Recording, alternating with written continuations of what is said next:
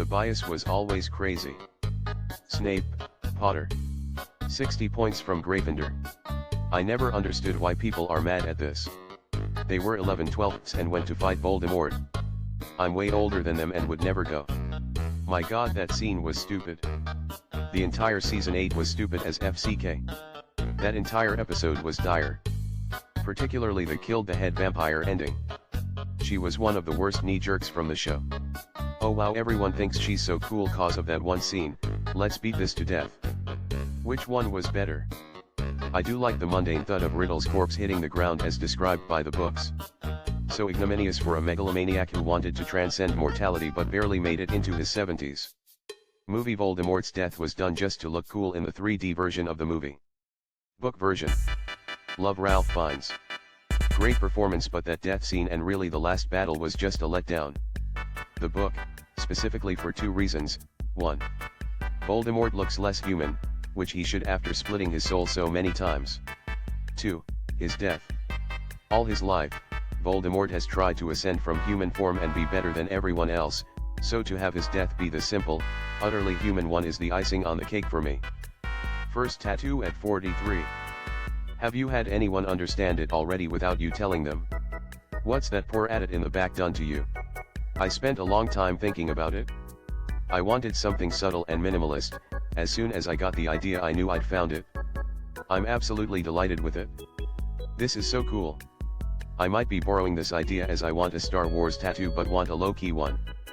On this day 15 years ago, Battlefield Bad Company 2 was released.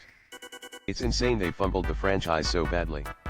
My favorite BF game, I spent thousands hours in it. Good times. When this game came out I figured destructible environments would be the norm for most games going forward. Naive teenaged me. Crazy they have never been able to create as good of a destruction system.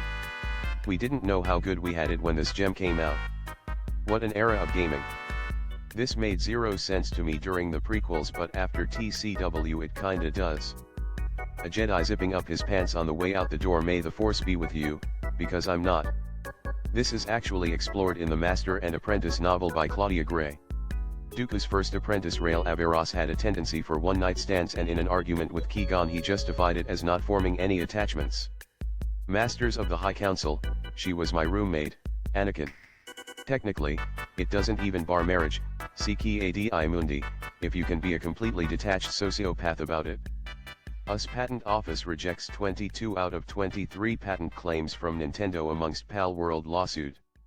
Which one have they not rejected? Both companies are based in Japan, so that is the playing field that matters. This is why Palworld already changed the ball mechanic. I've been saying this since the beginning, Nintendo's patents are either so specific that they don't apply to Palworld or so overly broad that it is trivial to prove that Nintendo didn't invent the relevant technology/design. Guild Wars 2 has a mount that can run on land and then swim underwater. It can smoothly switch as a riding object in a game. Good luck keeping that patent, Nintendo. My friend had a HP themed Halloween party and served these face with tears of joy. Just realized I could eat about 20 baby Harry Potters in one go. I'm dying. That's excellent. Well, he does become a wizard cop, so this is fairly accurate. Shockingly, nobody bought the $386,000 special edition of Dying Light that came with parkour lessons and a full-size custom zombie survival shelter. I'll just grab it at GameStop for 75% off like my other special editions.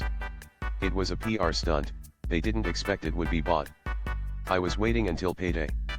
I think Slughorn drinks something for a potion vial during the Hogwarts battle, so maybe he was smart enough to have some Felix Felicis.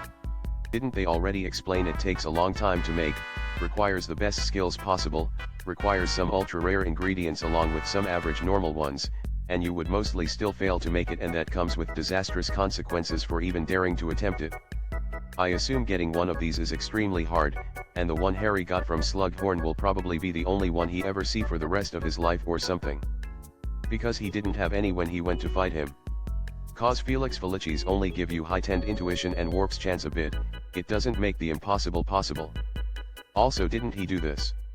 He gave a bunch of Felix to his mates during the final battle. It's why the killing curse missed Ginny. It says in the book that spells missed them by inches. Just because.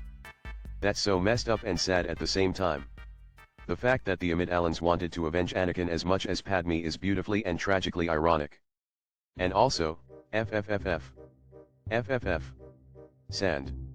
2025 Oscar winners, Anna wins Best Picture and Director, Adrian Brody, Mikey Madison, Kieran Culkin, and Zoe Saldana win acting awards. Full winners list. Has anyone won more Oscars for playing Holocaust survivors than Adrian Brody? Felt off-putting how short of a time a lot of the acceptance speeches got. The presenters were given a significantly longer time presenting than the winners did for accepting. Then Adrian comes out and insists on the music turning off after the few winners before him were played off within like 20 seconds was just strong nostalgia vibes. Imagine if there was some PC version where he reads your search history instead. MGS Unsone. I can read your every move, he even moved my controller. That's an awfully specific statement for a normie. Gamers, as long as he's playing one specific boss on one specific game I can tell every time. You like to play Castlevania, don't you? In the Hungarian version of Deadpool and Wolverine, 2024, Reynolds is voiced by the guy that dubbed Chris Hemsworth in Furiosa, so when entering the void Deadpool says, "This is full on Mad Maximum, but in that case I should be voicing Thor." I love translation facts like these. I also like how in Robin Hood Men in Tights in the German dub instead of the line "I do speak with a British accent" they say "I don't cost millions of dollars" with cost in Germany sounding a lot like Costner. In Spanish there is a similar case with other Chris, his voice actor is the same guy that voices Chris Evans, and when Johnny gets killed instead of mentioning the budget Deadpool mentions he was confusing the audience with his voice. More context, the voice actor that regularly dubs Ryan Reynolds in Hungary is not much of a cusser himself and his style doesn't really resonate with the character. So in 2016 the dubbing studio asked this other voice actor to do it who regularly dubs Chris Hemsworth, even in Marvel movies, hoping the two characters doesn't end up in the same movie someday. Like and subscribe.